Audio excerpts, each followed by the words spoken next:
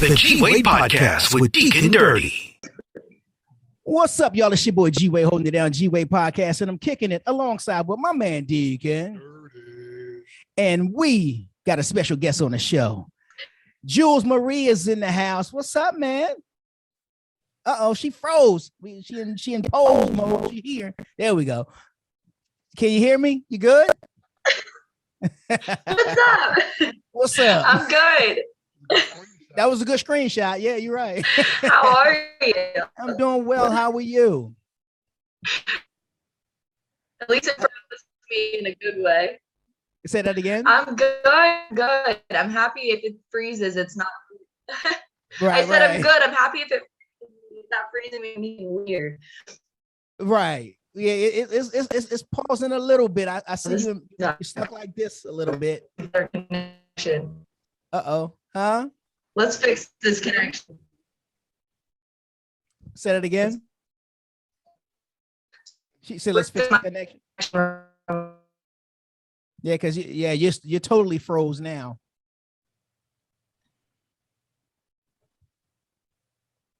There we go. Uh-oh, is that better? Okay, I see you moving now. There you go. Live. Is that better? That's good. I think it's right, kind of good. freezing still a little bit.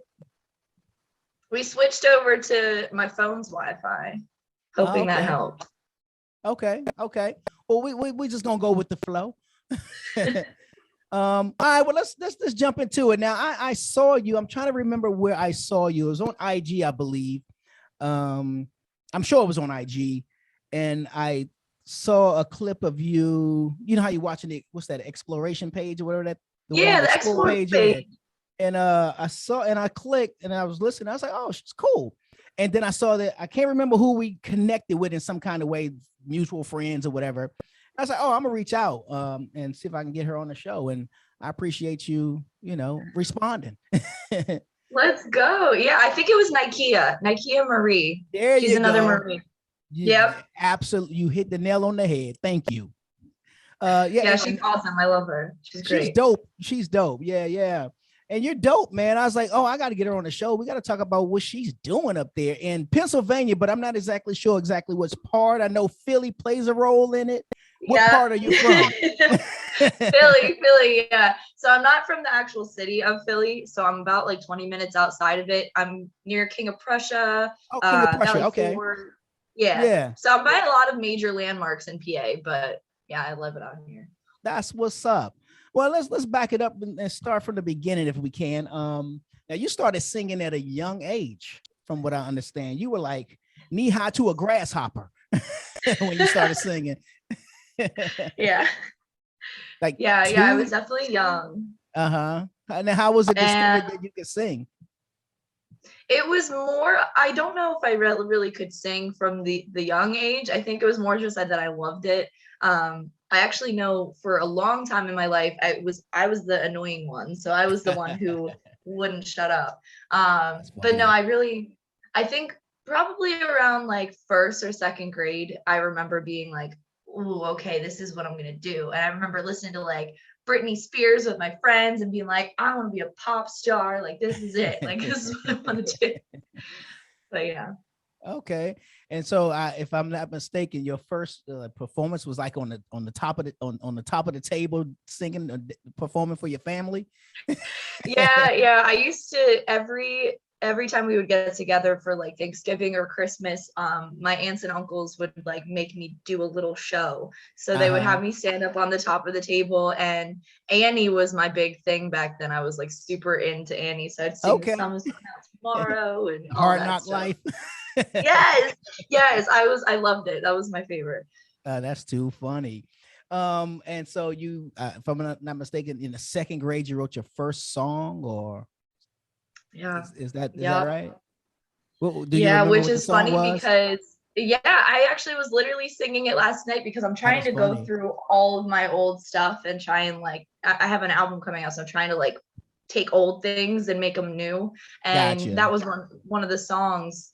Another song that I wrote at that same time period, actually, we reworked and released already. That one's called Remember. So that was really awesome. And I like finding old things and like things I forgot existed and just like turning them into something new. Yeah.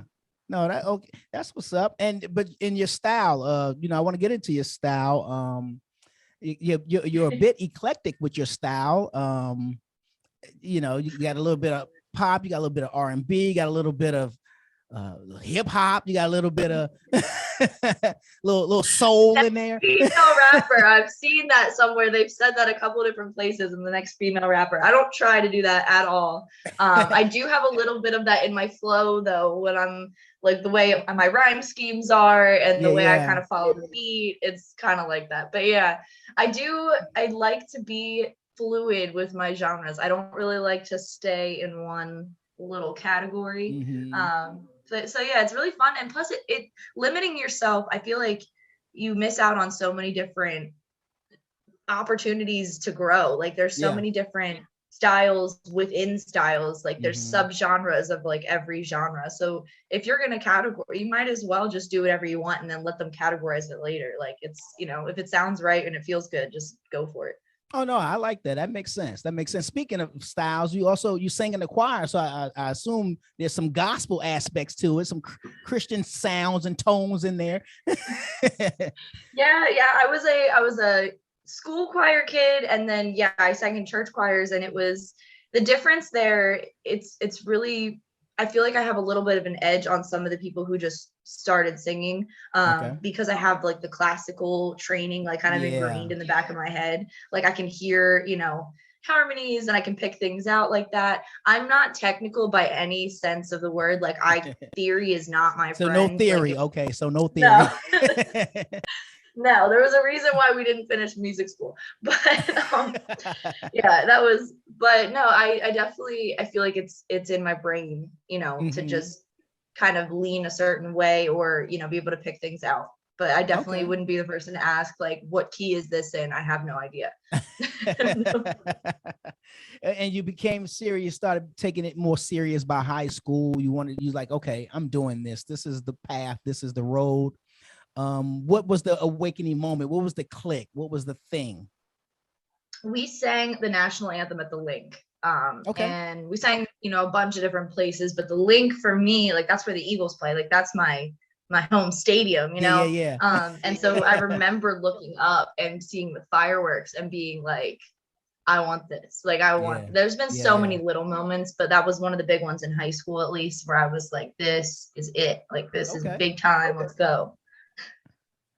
Nice. Yeah. And so did you ever sing the national anthem at the football game? Stadium? No, we sang at the Link. I haven't sang by myself yet. That's something I'm working on, but I got asked to do the Reading Phillies, so we're a step in the right direction. Gotcha. There's just an order to this, huh? That's right. Yeah, you can't just go knocking on the right. On the door of the Link. Like, hey, I'm here. I'm here to sing. Let's go. Now, unless they got another one, I only know of one. Because I'm from DC. You performed at the Kennedy Center. Yes. Now, is that the one in DC? There's not another one, is it? No, that's it. That's the big one. Okay, yeah, nice. That's actually where my high school graduated from, Kennedy Center. So that's cool. You guys had your graduation at the Kennedy Center? And we had that many students in my high school. It was big. That's a hell of a building to have a graduation in. Yeah, we had a big class. That's insane. That's a lot. What was the occasion for you to sing at the Kennedy Center? It was just part of our choir trips. We would go all these different places. We did to Connecticut. We did all different kinds of places. But yeah, that was one of our I think it was a PMEA competition. So Pennsylvania Music Educator Awards or something like that. And we would travel all over. But Mrs. O'Day, she was my choir teacher, and she was just awesome. She would always put us in the B101 competition, and we were always doing something. And because when I moved schools, I realized how much, I was blessed to be in that choir, because and not that I didn't love the new choir that I went into, because I really did. I ended up meeting so many new friends and people, but the opportunities that I had with that, with Springford Choir was just insane. So nice. What at what point did you, because you play, I saw you playing this song, but I don't want to talk about the song yet, but I saw you playing. I was like, oh, she plays too. So I know that's how she understands and hears music so well, because you can also play. But I can't read music. Isn't that crazy? It's crazy that Are I you can self-taught? play. Yeah, I'm self-taught, Wow. play by ear. I really have to just memorize something in order to get it. Like for any of the songs you've seen me playing, I sat there and memorized it forever, and then wow. did it. Well, no, that's a gift all in itself. I can, press the, finger on the piano, but I can't do all of that. You just gotta listen. Yeah, if it sounds good, you just hit the next cut. Then you just keep there going. you go. All right. I'm gonna go buy. I'm getting a keyboard this weekend. I'm gonna get you one. Yeah. I'll send you one. Right. I'm expecting to see that now. Every podcast, I need you playing like a little jingle. You know what? You challenging me now. Don't challenge me, because I'll do it. It's 2022. We're doing new things out here. Okay. Let's go. Know what? You just spoke something. You said something, and that's exactly what I'm going to do. Because I've always said I want to actually learn.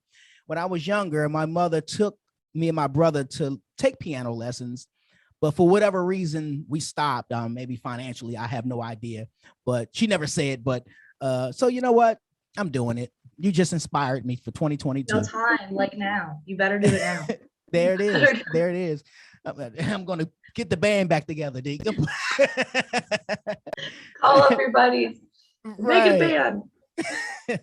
Now, like, dude, that was 20 years ago. Like, what do you mean? No, we're doing it now. We were in high school, dude. Yeah, but hey, we can give it a shot. Yeah.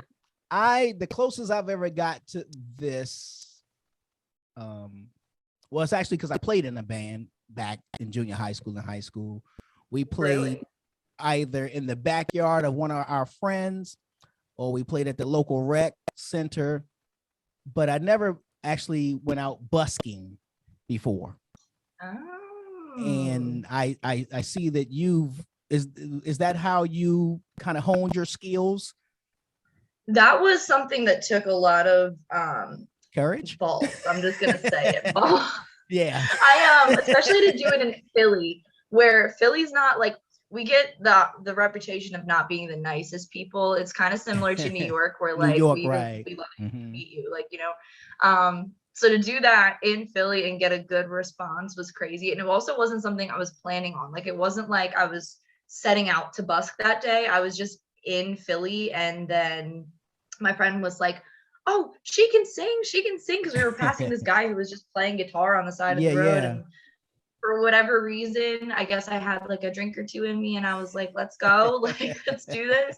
But then since then, yeah, like I actually was getting a permit to do it now in Manhattan, which would be insane, like to do it right in Times Square, because I see all those guys, they make all kinds of money just for doing it for an hour. Yeah. Well, now you're kind of schooling me on something, because I didn't know you had to have a permit to do that. Most places. So if you're using anything that's plugged in, so you have like amplified sound, you most likely need a permit. But if you're just doing it acoustically, you can kind of walk around with your guitar and just, yeah. Oh, okay. So what you would do is you'll actually take your piano out and set up your keyboard out, and really? Yeah, it's not acoustic, unfortunately. I wish it could pass for acoustic. Like, if I just don't plug it in anywhere and I don't have it amplified and I just play it, but then no one can hear you. So it's true. The permit's only like, I think it's like $20 though, and you get it for I think life. Like, I think you pay one time and they'll give you like a time slot. Yeah, I think it's like you pick a day of the week and a time slot, and then that's yours. It's your time slot. Well, now you really schooling me on something. I didn't know that. I didn't know you get a time slot a day. Yeah, you see all those guys. If you've ever been in Times Square and you see those guys, so they clear out the street and then they do their like performances. That's their time slot. Like, they know when they're gonna be there. They know when they have to leave you. Mm-hmm. Okay, well I feel like there's like a little inside like collection of all those guys. Like, I feel like they all know each other, and they like meet up at the end of the day to be like, how many did you get today? Yeah. Are you gonna do it on the train? Just going back and forth? My friend that I work with. So, quick story. His name's Jamel. He was homeless 3 years ago playing the trains, and now he's signed to like labels has all kinds of things going on. He's doing absolutely great. So yeah, playing the trains is where it's at, apparently. I might do that. Wow. We'll have to Hey, see. I'm about to quit my day job. That's I right. You want to never ride the know where you train. can be in 2 years. Absolutely. And then so I understand that you're at your best when you're driving and writing. Is that your You did your research. I that's like the this. space? I like this. You did your research.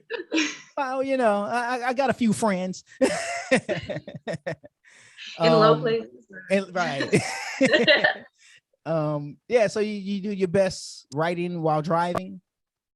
Yeah, it's definitely, I've actually realized lately that I don't think it's just the car in general. I think it's my specific truck. Because Okay. I had switched cars for a while and I was driving an SUV and I'm like, this isn't the same. Like, I don't but my feel it. I truck, there can't was just feel it. something about it. This isn't the same. Yeah. Right. There's something about my truck. It was my baby, and it's a single cab, so it was like a smaller area in the front, and I could just sit there and I don't know, it was like its own little world. But yeah, I definitely write better in that kind of environment, just really by myself. I write better when I'm by myself. There's no like distractions. I can work with other people. I actually wrote my first song of the year already, so I'm excited. And it was with somebody else where we just were hanging out, and he had a beat and he was like, let's write something. And it was actually someone who I hadn't worked with yet too. So I'm excited to work with new people. This is exciting. But yeah, I write best normally when I'm by myself and normally when drunk. Okay. Well, I know some of your influences include like Nelly Furtado and Macy Gray. It's an eclectic sound of even the artists that you listen to, Whitney Houston. Yeah. So Yeah. Those are your influences. If any of them that you could work with today, whether past or still alive, who would you like to work with? I'd like Uncle Frank to come back. I feel like we could do some really cool bluesy jazz stuff. Well, I'm a big fan. I understand that your dad's a fan of Frank too. So yeah, I'm a Frank Sinatra fan over here. I can cruise all day, absolutely, listening to some Frank Sinatra. Yes, and there's so many songs. I keep discovering new Frank songs that I didn't even know, and I feel like a bad fan. I'm like, wait a second, I didn't hear this before. Like, there's so much music of his out. A lot of music, yeah, absolutely. What was the first song? Well, yeah, what was the first song that you wrote? Because I thought the song that you wrote first, or what I guess if I'm saying that right, was "Breathe." So yeah, that was the first one I released. It wasn't the first one I ever wrote. Definitely the first one I released, and the first one I finished and was like, this is release ready. So yeah, Breathe, and it came out under a different name. If you know, do research, it's under Jules period, which I'm actually thinking about saving that name because I use a distribution site where you can have multiple artists. Okay. So I can be two people, I can be Jules period. And I think when I do, I'm getting into producing more. Okay. And so when I have my own like production type of stuff, like if I'm doing EDM music or if I'm doing just anything that's not the typical Jules Marie writing style, I'm going to throw it under the Jules period. Okay. I get it. I like it. Now, I'm sorry. I said it's still me, just funkier. So will you not show your image under the other alias? I feel like that would be the vibe. I feel like that would be it's just Jules. Gotcha. And then Jules Marie is where you hear my lyrics and everything else. I think I've really wanted to get into EDM music since I was younger. My dad was a DJ. Okay. Yeah. And I just never did. So like I said to you, there's no time like now for doing it. You got to do it. Gotta do it. In your song Lucky, you said, how lucky am I to know both the mountains and the city streets? Define that or explain that lyric, that verse. So this ties into the album. We're excited that you asked that. So this ties into literally, I'm writing an entire album about perspective.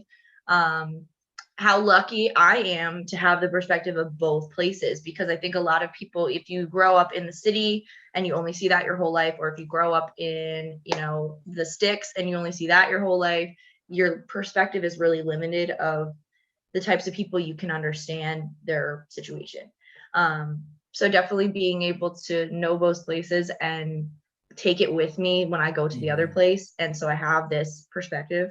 It's been really, really helpful for me because I have friends in both places. I have family in both places. And it really is a whole different world. Like they're two different worlds. They're completely, you know, they don't like each other a lot of the times. Like, you know, all the city people will be like, oh, you're going out to the boonies. And then all the people in the boonies are like, oh, you want them city slickers. Like it's a very like judgmental relationship between the two. That's funny. But if they realize how similar it is, it's funny. Yeah. So how do you that's what it means. Now, did you grow up in the sticks? Is that what is that how both. You grew up? You grew up in the mountain area? Both. Okay. Yeah, literally both. So my mom has always lived from the time I was 2 until now, always lived within 20 minutes of Philly. So I spent a lot of my time in and around those areas, in the good areas and the bad areas and the not so great area, like all of the areas. Center City. Yeah, like Center City is great. And then you like Center City, yeah.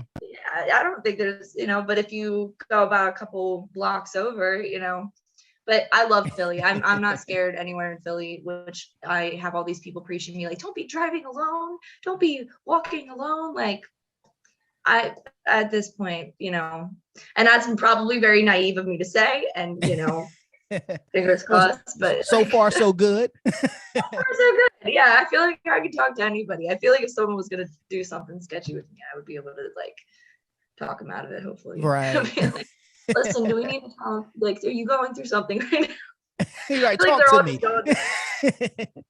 Yeah, let's sit here on the curb and talk about it. Yeah, sing a song. There you go. Come sit with me. Let's talk. Oh, that is funny. But yeah, no, I grew up both places because then my dad's side of the family has been in the mountains my whole life. So yeah, I definitely got to see both sides. Okay. Now I heard, I know that you have covered some songs, but this one in particular, Dance Monkey, is a dope song. I've always heard the song, but I never knew who it was. Honestly, I didn't even know it was a female. Oh, really? I didn't. I thought it was a guy that was singing the song. I did. And so when I saw you playing, I was like, let me look this up. And I was like, wait, what? Yep. From I believe Australia. From down under. What's that? Yeah, I don't know where they're from. I have no idea where they're from. They're a really cool band though. They have a couple other songs. They're actually pretty funky. I like them. Yeah, I like it. I saw some of her the street performances and how she would kind of create the music right there on the street and then go for it. I like, this is actually pretty cool.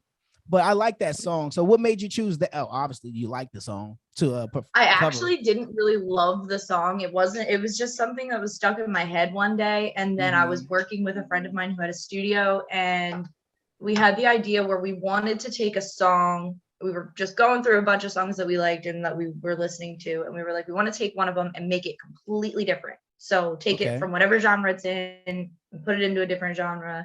And we knew a lot of like pop punk type of music friends of ours. So we invited our bass player friend and our guitar player friend and our drummer friend, and everybody came, and it was such a good time. It was really fun to hang out. It was one of my first times actually like playing music with that many people, like playing that kind of music. Cause obviously I've done choir. So I've done music, with full bands and all that stuff, but to do it in a rock band kind of setting, it was really, really fun. And yeah, the piano part for that, I actually needed to be taught the piano part before we, did it. So that was like a real quick, like, let me learn how to do this. But it was pretty simple and it was fun. And the guy who shot the video is awesome. He's one of my really close friends. So it was really just hanging out with friends, and then turned into this awesome video, which was my first music video ever too. So it was really cool. Now, with all this dope music that you have out and songs that you have out, have the labels come a knocking? Have they been rapping on your door? They have, and I am staying independent as long as I can. Now, distribution wise is one thing. Like, I'm learning a lot as I get older and get more into this. I'm learning a lot about the business end of things. Gotcha. I don't think I'll ever be, because we've gotten Sony, we've gotten Universal, we've gotten like the big ones, and I still am like, it's got to be a situation where I can be 100% certain that I'm going to be in control, that I'm going to be full creative freedom, and then also that I'm not going to get screwed over on the royalty end of things, because it is, they give you a bunch of money in order to build your career up, but then you got to pay all that back and then some. And so then it's some. Yeah. It's kind of, plus I don't have a manager. I'm self-managed. I don't have a lawyer. I don't have any of these things. So it's like, I need to be careful. Like, when I'm getting into these bigger places, like, I need to make sure I'm doing my research, because I don't plan on getting a manager anytime soon. That's not in the budget. It's not in it's not in the budget. So we don't have an assistant. We're doing it all. But I hear you. So how have you been able to navigate the industry, being, independent, without representation, so to speak, without really getting the short end of the stick? I've gotten the short end of the stick a couple times. It's been just like a learn as you go kind of thing. I'm not going to say I've done really well, because honestly, I've done okay for where I'm at, but there's definitely a lot of things where I feel like I could have done things differently. One thing I am pretty proud of, I've been able to learn how to book shows myself, which is awesome, because most people go through like a booking agent and then they got to pay a cut of that. And so that's been really awesome for me to feel like the power of being able to just reach out to somebody. It's really that easy. You just can ask. It's the same thing like with, doing podcasts or anything. Like, all you have to do is ask, and worst they can say is no. And no, right. Yeah. Go from there. But I've learned a lot, and it's very technical. There's a lot of like businessy, behind the scene things that a lot of people don't think of when they think of a music career. They just think of like the lights and the music and the shows and all that, but there's a lot of business. Absolutely. So what would be, if this is even possible for you, what would, you know how they say, come on down, because the price is right. what price would it be right for you to come on down? It would have to be, oh man, I don't know, because I've seen big numbers put in my face, but the problem is, it's like, it's not as much as how much. It's how much am I going to owe you? How much am I going to owe you? And then what's my percentage of like, how much do I own of what you're, what you're giving me? So I don't know. I don't know if there is a magic number. I feel like if someone flashes like $1 million in my face, like, it's going to be hard to say no. But at the same time, if it's not a good deal, it's not a good deal. It's not a good deal. Yeah. I can make $1 million. We could all make $1 million. I think anybody can make $1 million if you go for it. 2022. Like we're gonna make we're making $1 million in 2022. That's right. This is totally new for us. 0 to $1 million. I like it. There it is, real fast. From 0 to 100, we're going $1 million. Exactly. 4 zeros. What would Jules Marie be doing if she was not singing and performing at shows? What would be her day job or night job? Depends on how you like to. That's the hardest thing to say, is that I really don't know, because I've done so many different things. Okay. I loved working with dogs. I probably would have been a rescue or something like that. Gotcha.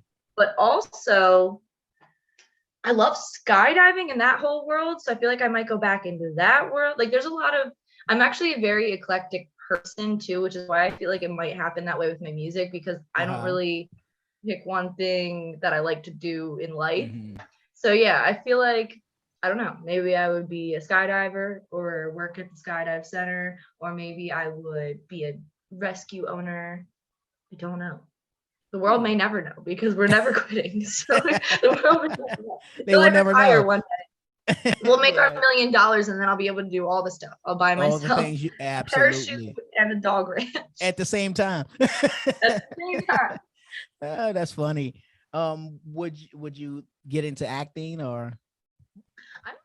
I'm doing that now. So acting Okay. was actually a separate goal that I had when I was younger that not a lot of people actually know this. That was something like I wanted to be like Hillary Duff. Like Hillary Duff was Okay. as a little kid. I wanted to be her. She was, singer, actress, funny, obviously beautiful, and Mm-hmm. always like she's one of the only Disney Channel stars I think that didn't go, Go that way. Yeah. mhm. Yeah, and she's still doing great now. She still acts and she's still, Mm-hmm. she's a mom and she does all kinds of stuff. So definitely if it's going to be anybody to like role model a career after, I feel like would be her. Um, but yeah, no, I definitely love acting. I've acted in a couple of, my friend just had a movie that he did. I got to be the lead in and I was a murderer. That was Oh, super wow. cool. Like I've never played a part like that ever. And it was It like cool to feel like a badass for like a hot minute. can But we yeah, can I we love see it. that somewhere? You're gonna have to ask him. I've been asking him for a while. It was supposed to be released in October. He actually travels around. He's in a lot of different bands. Okay. Like super talented drummer. He's awesome. His name's Johnny. And yeah, so I don't know. Whenever it gets edited and finished, we were supposed to have like a giant release party and like have a screening of it at a movie theater. Yeah, And yeah. Mm. things But happen. We'll yeah. I mean, even with in that arena, because that's the arena I kind of run into. It's just as hard and tough, just the same and as it's in the so many music different industry. things. Yeah. Yeah, it's not just make the movie and play the movie. And It's there you like have you it. have. Yeah, absolutely. Mhm. Yeah. Well, that's cool. What's I know you don't have a resolution. Most people don't make them anymore. But what's the plan? What's the goal? What's A the lot of music. 2022 move? Goals. Yeah, Goals. Okay. goals. Yeah, they're goals. It's goals. Yeah, I mean, I don't like the resolution word. Everybody's all like anti-resolution word, but I mean it is. It's a new year, It's you Yeah. have to write 2022 now on the end of your paper or whatever you're Right. writing. Definitely music. Lots of music.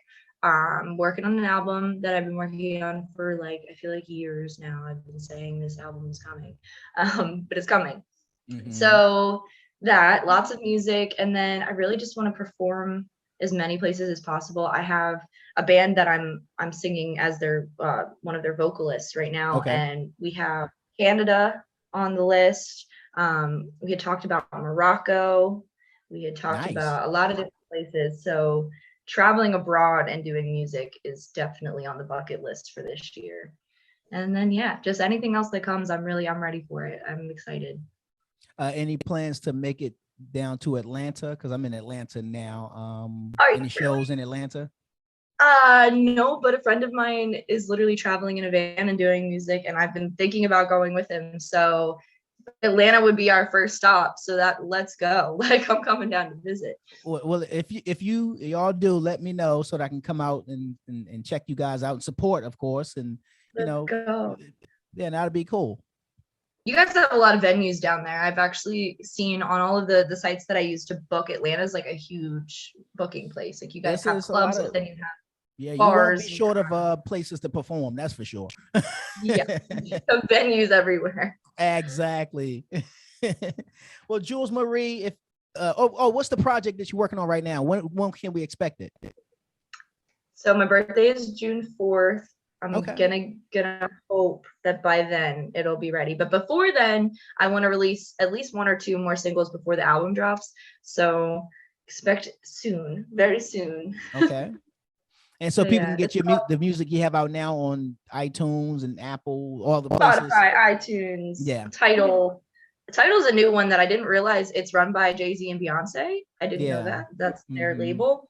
And it apparently pays out the most royalties to artists. So I actually love that. I might have to switch from Spotify to there. But yeah. Okay. Okay. Somebody had posted a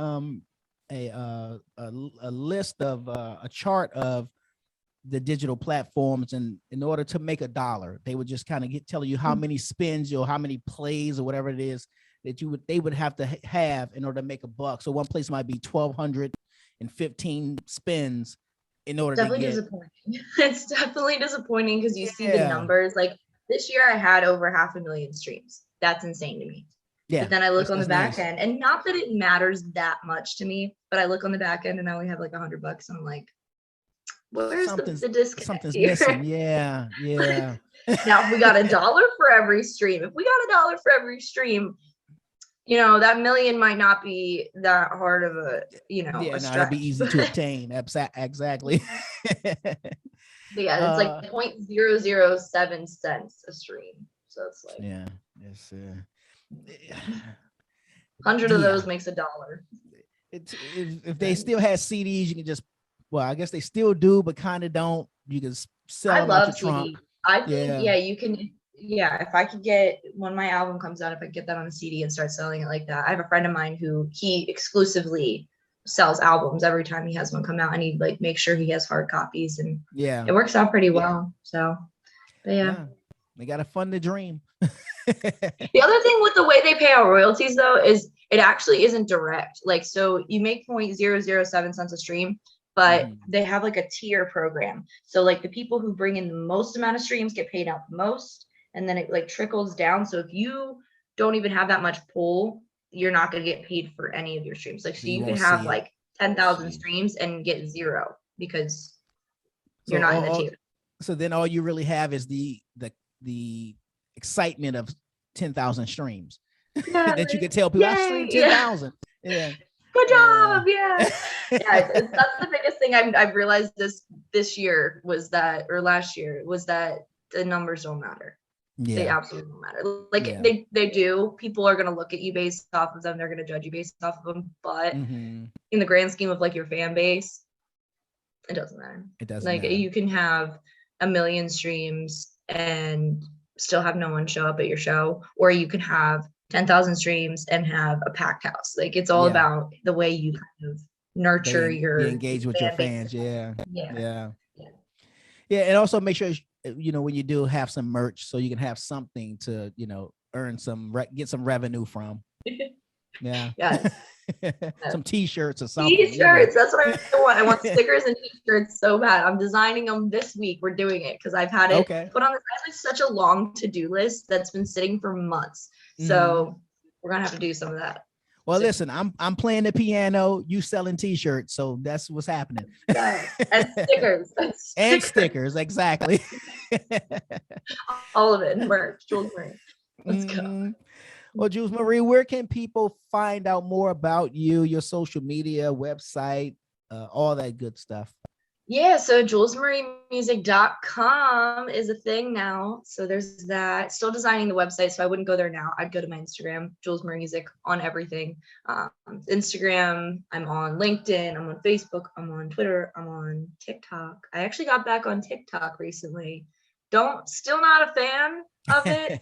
Like, the fact that I'm even saying that, like, I'm disappointed in myself, but it's fine. I feel like TikTok is such a sellout, but it's like a really great place for marketing music. Let's open that for a second. What does that mean to you when you say a sellout? What does that mean? I feel like there is a lot of artists, specifically this year, who have just invested a lot of money into their TikTok ads, and now all of a sudden are on the charts. And like, a lot of the songs that have charted this year, I wouldn't have listened to if it wasn't on a 15-second loop and getting stuck in my head. So they're super smart to do it. So it's not that it's necessarily that much of a sellout. Like, they're very smart. We can only consume so much content so fast. Shorter content sticks in your brain more. But I think the art has been lost just a little bit. Like, I feel like everyone's just like really, really trying to reach for attention, and they really want to just get like the most amount of eyes possible, which is great. And you're going to get lots of streams, you're going to get fans, you're going to get everything, but there's not really like a story behind it. It's more, I blew up on TikTok. Like, cool. I hope you have a great career, but that's not the way. Yeah. Like, the viral thing isn't really how I want to come up. I mean, if that's how it happens, I'm not going to be mad. I'm not going to be like, oh man, I'm viral. Like, but that's not necessarily the way I want to do it. So. Now, I guess you can kind of say it's the new ringtone thing now. Yeah. Oh my gosh, I remember that. I was young, but I remember. That's really good. I literally remember. Like, if you had your ringtone and then it gets stuck in your head, and then you're like, oh, what's that song? That's how what was the song? It was a Bow Wow song. That's literally how I learned new music. I was getting ready to say Soldier Boy because I thought he was like the ringtone king or something, wasn't he? You right? Yeah. That's funny.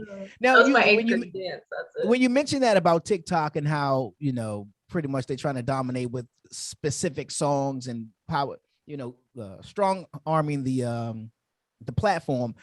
How do they get paid for those Are they getting paid off of those 15-second? Yeah, they get paid. So they have, first of all, when anyone pays to market their TikTok, they're making money. But then they also just, the way most of these sites work is they get paid off of traction.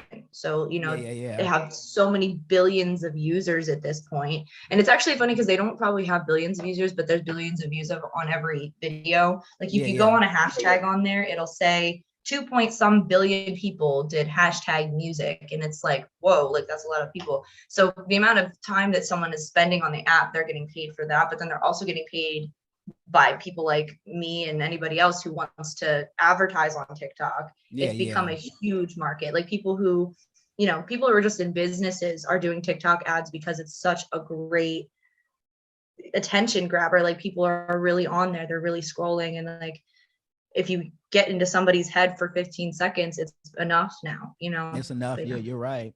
You're right. Now, I know I said I'm gonna let you go, but this last question.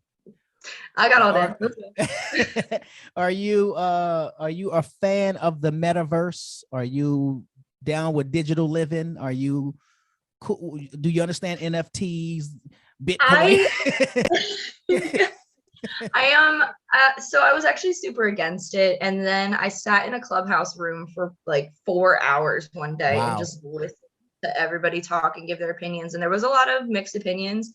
But somebody said something that kind of resonated with me. It's like, do you want to be a part of it or do you want to get left behind? And it's like, you don't have to support it in order to be educated on it. Yeah, so like, absolutely. I'm very educated on all the stuff. I'm not going to say I'm a genius with any of it. I've never officially bought an NFT, but I was in a project for a little bit and got to learn some stuff. Okay. I think it's coming whether we want it or not. I think a lot of things are coming whether we want it or not. And that's especially with the technology. Yeah. I'm sorry. Go ahead. No, go ahead. I'm sorry. With the technology thing though, it's like, we can't avoid it. So you might as well just educate yourself so you don't get left behind, because it's, the generation coming up now is going to be like, oh, an NFT, that's like, having an iPhone now or something like that. Yeah, absolutely. And that's the thing that, I've been trying to impress upon the folks that I know is like, listen, ready or not, it's coming. Like it or not, it's coming. No matter what you do, it's coming. So, it's well, I guess you can get left behind, but you'll be forced into it one way or the other. So you might as well cryptocurrency and all this, one coin thing. Yeah. I went to a clothing store down the street from the studio and bought something, and the chain, it was like, I don't know, $10.61 or something. I can't remember the bill. And she said, the cashier said, do you have 61 cents? I was like, no. She says, because the coin shortage and we don't have coins. And I was like, oh, so you're gonna give me a full $1 back, or am I gonna have to give you, or am I gonna lose my change? And she was like, well, yeah, you'll have to lose the change. I was like, no, I'll use my card. That's okay. But it's that thing that's just kind of pushing us in a direction that whether we want it or not, whether we like it or not, it's here. So I'm probably going to look a little bit more into that metaverse thing, because there's some digital real estate out there. And let me ask you, have you put a set of VR goggles on at all? Have you ever tried it? Say that again. Have you put the goggles on ever? Have you tried it? I have not. I've never done it. Part of me is afraid to, for some weird reason. I don't know why, but I am. But I know that I want to. I know it's kind of similar to a virtual ride, like if you were at Universal, Studios, kind of. I don't like it. I can't stand the glasses. I think it's cool. I love the concept. I think it's awesome. Yeah. But at the same time, to put that on your face, first of all, it's horrible for your eyes. Yeah, I could horrible imagine. for your brain. Mm-hmm. Probably not good for the bridge of your nose because it's this heavy thing like sitting on your face. But yeah, I guess it is. It's common whether we like it or not. And I mean, there's all new ways people are doing it just like on the computer. Like they're just, you don't even need the headset. They're just and they're setting it up so much so that two people can be in the same place. You don't have to, like, if you can't make it to grandma's birthday party, you can virtually be there. Yeah. Like, wait, what is this? Buying real estate? Like, I have a hard enough time that we're trying to buy real estate in the real world, and now we got real world. Yeah. Jeez. Yeah, what is the real world anymore? We're all just in the metaverse. No, it's all virtual. It's all virtual. Yeah. So I don't know. Well, I guess I better learn a little bit more and just buckle up. Be educated and as much as you can, and then hopefully we all won't get left behind, and hopefully the world will stay intact for long enough for us to see what this all becomes. Where it all goes. Yeah, absolutely. Well, one more time for the people, where can they find you on all your social media? Jules Marie Music on everything. Look out for JulesMarieMusic.com. It's coming soon. And then, Jules Marie on all of your platforms, everything. That's what's up. Well, Jules Marie, I certainly appreciate you taking the time to hang out with us.